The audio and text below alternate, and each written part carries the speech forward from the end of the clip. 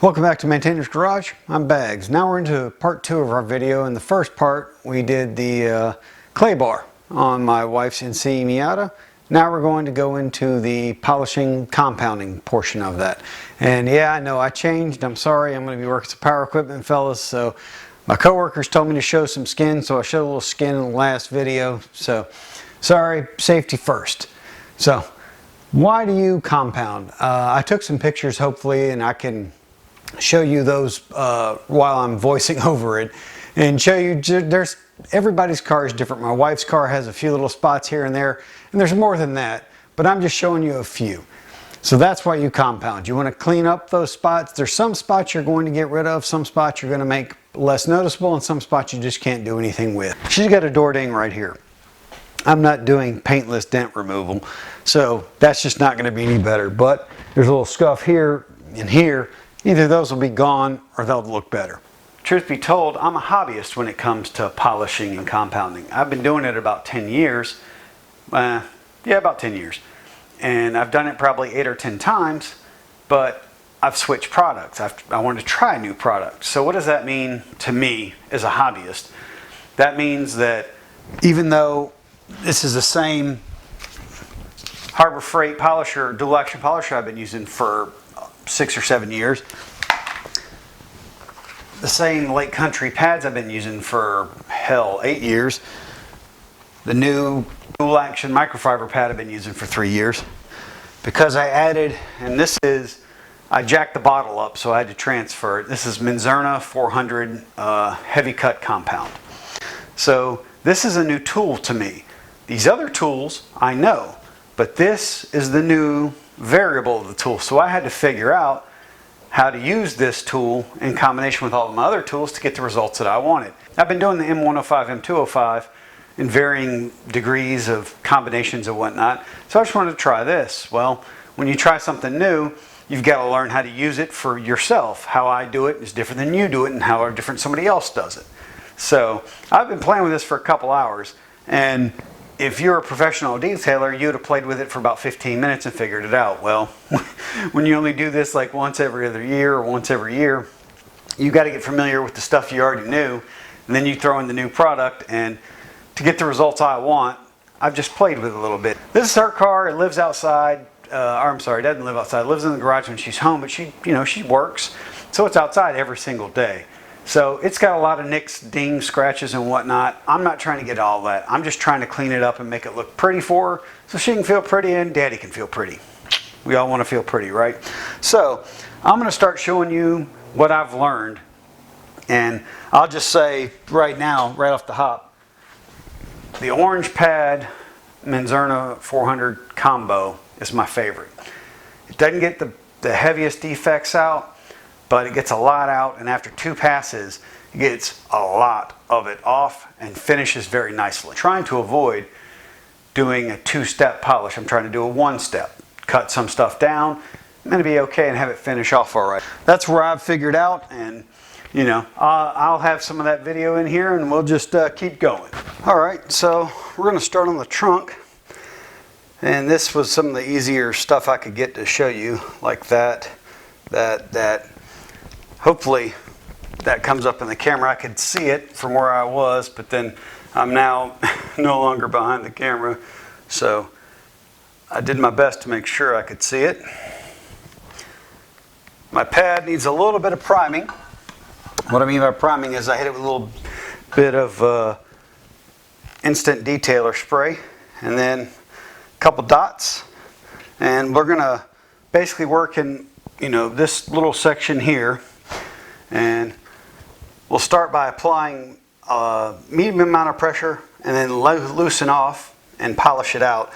So we'll do a pass left to right, then up to down with pressure, and then we'll relieve all the pressure and just have the weight of the machine, and it'll just go over it a little faster. We're going to start out on 1 to spread the product, then move up to 3.5.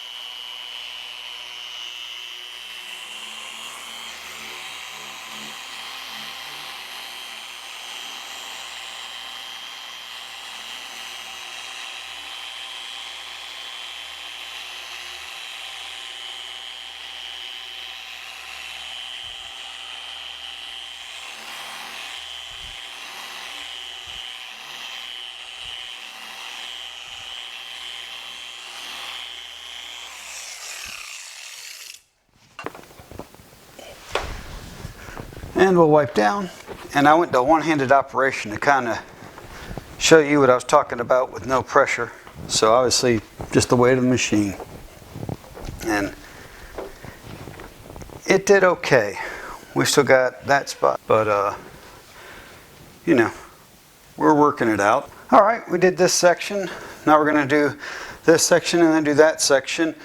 There's a couple little spots in here, water spots, and much like with the clay barring, the horizontal surfaces obviously have more etching from watermarks and things like that, whereas the vertical surfaces on a car get door dings and things. So let's get into this. And now that we've primed our pad a little bit, we only need 3 pea-sized drops. You can see there. And I want to make sure our cord doesn't beat on the car. And just like always, spread the product around a little bit. We'll start at 1, spread it around, then go to 3.5. Apply medium pressure, then release.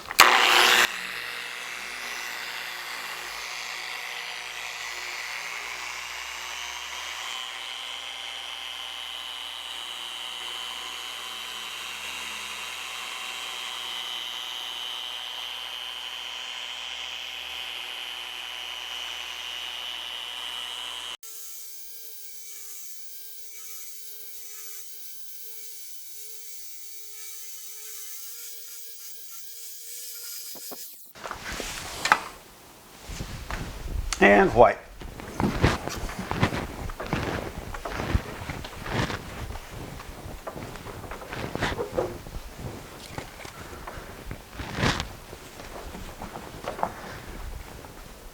Overall, I'm really happy with that result on that pass. And again, I've been working at this for a little while, so that turned out just the way I wanted. So we'll do this side. Again, same thing, 3 drops. Spread a little product around. Start on 1 and spread the product around with the machine. Ramp it up to 3.5. Medium pressure. Passes. Back off.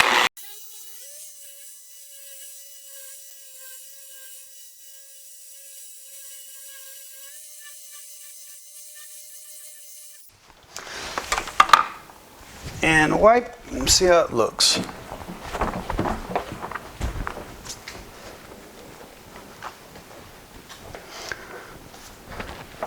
Yeah, this trunk lid came out pretty good. Now we're getting ready to do this quarter of the bumper and this quarter panel, and there's a spot up here I'm really going to try to get out. What I wanted to show just real quick is after you do an entire section, an entire panel, just take a stiff bristle brush and just brush it out. Brush, what you're trying to do is just free up all the pores of this foam so it can still do its job. So, just a little tip on that. And you treat the plastic bumper the same way you treat the metal panel. It's all the same.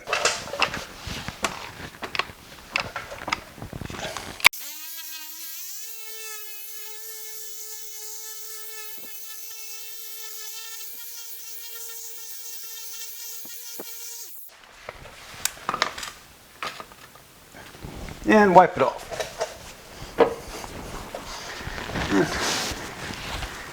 Yeah, I like the result of that. All right, what we have here is a spot on my wife's car. Truth be told, I don't know what it is. She's not real sure what it is. It originally looked like a door ding, but then it also looked like the clear coat might have been scuffed. So I'm going to see if I can actually polish that out.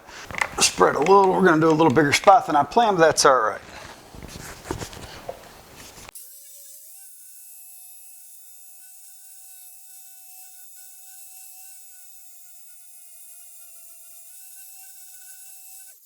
All right, let's wipe it down and see what it looks like. And if you couldn't tell, I applied a little more pressure on that spot than I did the other areas, just to see what was happening. And because I physically was watching it go down. I will say this Menzerna, much like the McGuire sometimes, is a little hard to wipe off. But if you don't let it dry too much, and I worked it a little longer than I planned there, so some of that difficulty to remove is on me. All right, let's see where we're at. Oh yeah, much better. Okay, what we have here, and it's hard to get the camera angle right. There's this one large spot. There's also several others, but it's hard to get it on the camera. And so what I'm going to do is basically do this section, and hopefully you'll see this basically disappear.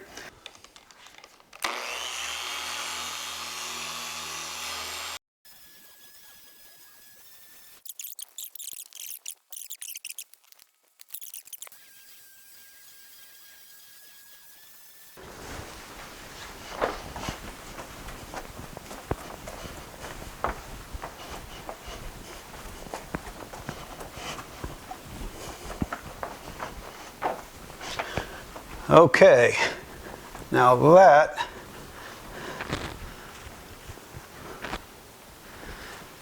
I can barely just see it. That was a pretty good result. I have a problem with small panels like this with the dual action. So I got a little hook and loop holder for my drill, and that's what I put this pad on. And I do pretty well on these areas and like around the door handles and the side view mirrors. You treat it just like, you know, every other panel. The biggest thing with the drill is speed 1, because speed 2 is really fast.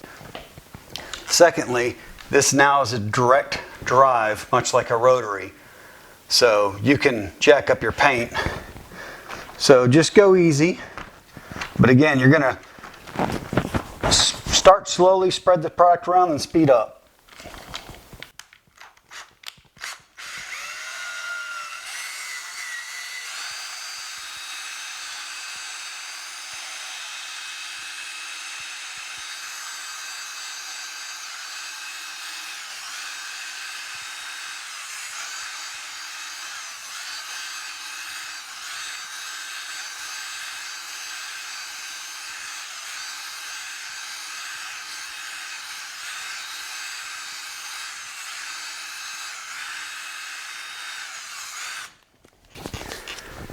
And if you couldn't tell, I wasn't just going back and forth or up and down. I was rotating around both directions as much as I could. I'm the random action, excuse me, I'm the random orbital action with this, because it just spins. So you've got to do a little more work than the dual action polisher. But you can have pretty good results. And yeah, I'm happy with the way that turned out. So just a good old-fashioned toothbrush, soft bristle, we'll be able to get into there and get that cleaned out. And then you can follow up back with this, it'll loosen it up. And that's how you get all this product off the car. And this works well for wax too. So there's that little tidbit. It's the same thing, you know. And you're going to start out slow and then speed up, but that's controlled by this trigger now.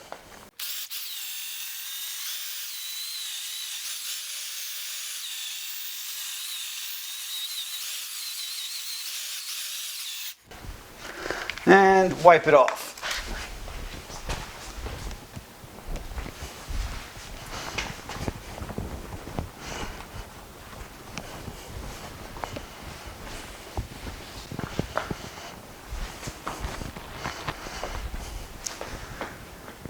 I think that looks pretty good. What do you think? Again, we have the side view mirror. I mean, this is a significant scratch. I'm not going to be able to take all the way out, and there's a little pitting there. But the goal is not to completely remove it, just make it look a little better.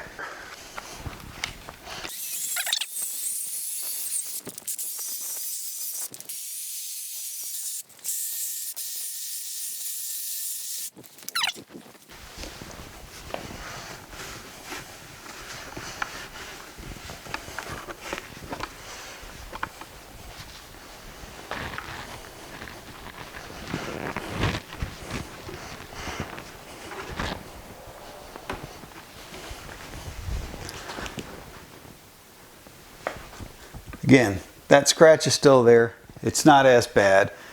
And again, I'm not getting that out without touch-up paint or anything like that. But there's quite a few little surface marks that are gone. Looks much better.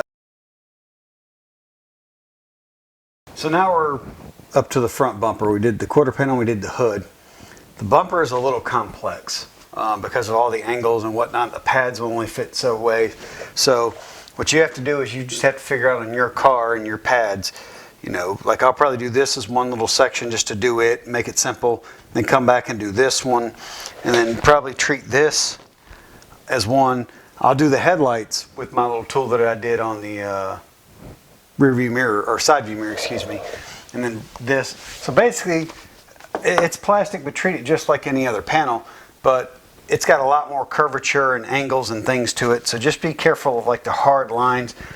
Again, dual action, the whole point is it makes it simpler and safer to not burn through the paint. So just be careful on these hard edges that you're not sitting there too long. We're going to use our little attachment again on both headlights. They got a little bit of stuff on them. So again, on the plastic headlights, you can be fairly aggressive with this. There is no paint to burn through. I mean, you don't want to just sit there and drill on it, but you don't have to worry about orbiting. You can just kind of spin and go on.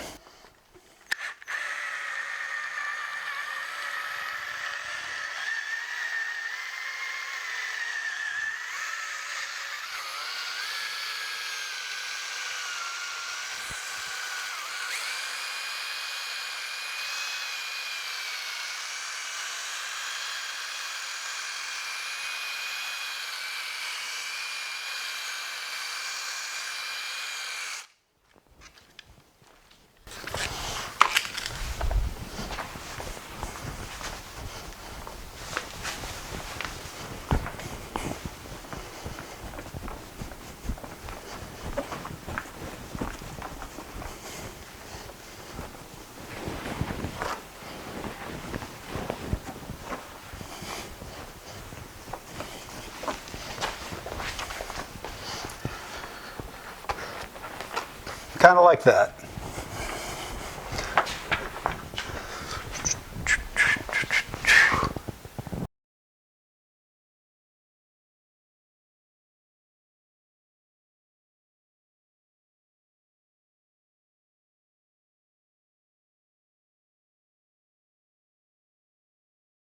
Well, I'm all finished up. Now we're ready for our last step product, which we're going to do a coat of sealant and then a coat of wax on top of that.